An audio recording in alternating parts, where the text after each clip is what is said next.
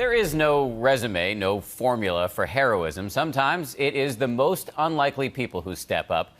Such was the case in Cleveland this week when a very idiosyncratic hero emerged to help put an end to one of the most horrific kidnapping cases in memory. His name is Charles Ramsey.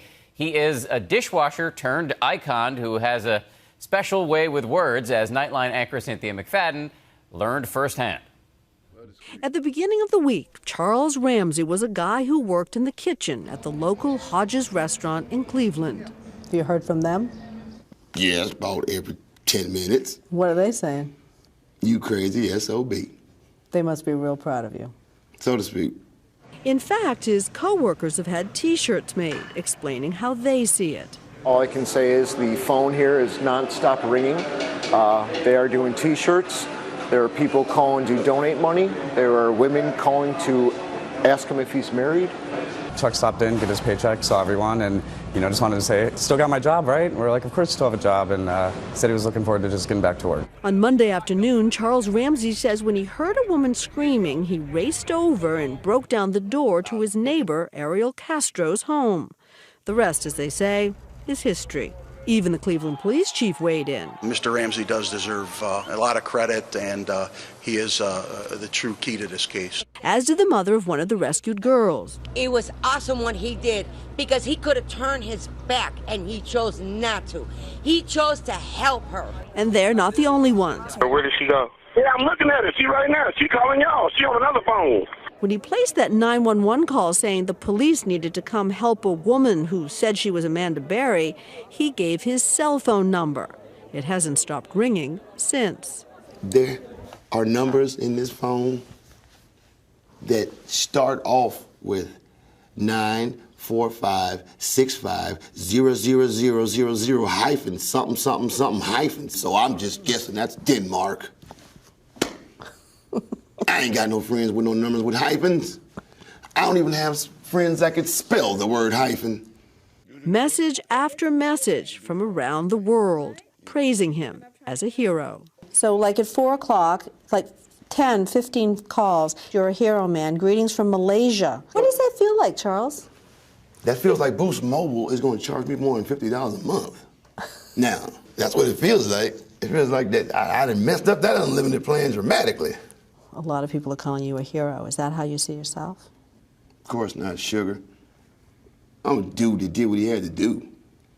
You can put any label you want on that. There's a reward, $25,000 for Amanda Berry's safe return. All you have to do is make that check out to Amanda Berry. What else you got? Any other rewards? You make them out to Gina DeJesus. What else you got? You go get that to Michelle. What else you got? So you don't feel you're not going to collect any money for this? If I could do this all over again, you'd come out with the same happy ending. Keep your money. There has been a dissenting voice raised over the past 24 hours. Angel Cordero, who also lives on the street, says it was he, not Ramsey, who broke down the door. Ramsey arrived after she was outside with the girl. But the truth, who arrived here, who crossed the street, who broke the door, it was me. Ramsey says Cordero's version is not true. He says Cordero was the first to run over to Ariel Castro's house, but then he ran away.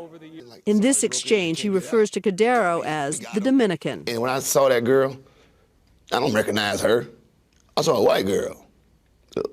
What's your problem? Keep in mind the Dominican, as I'm saying this, what's your problem, runs back over there behind me. I look across the street and say, she needs to get out of here. He says, I'm not getting involved in that. I did what I had to do, and she got out of there. Ramsey is the first to say he has not lived a perfect life. You have been in jail. You got that right, sugar. So there was a domestic violence. Who, with my wife? Oh, yeah. What happened? I was a piece of and she deserved better. You've kept yourself out of trouble since 2003, though. Oh, yeah. Oh, yeah. Oh, yeah. Oh, yeah. Yeah, yeah. No more stupidity. Because that's all it boils down to. If you're doing something and you get caught, whatever you're doing, it only means one thing. You're a failure. But then you reach that age, and it's like, am I going to be a total schmuck the rest of my life? Or are we going to stop being a schmuck? Well, on Monday, you showed the world you weren't a schmuck. Don't know about next Monday. Can't promise you nothing. For Nightline, I'm Cynthia McFadden in New York.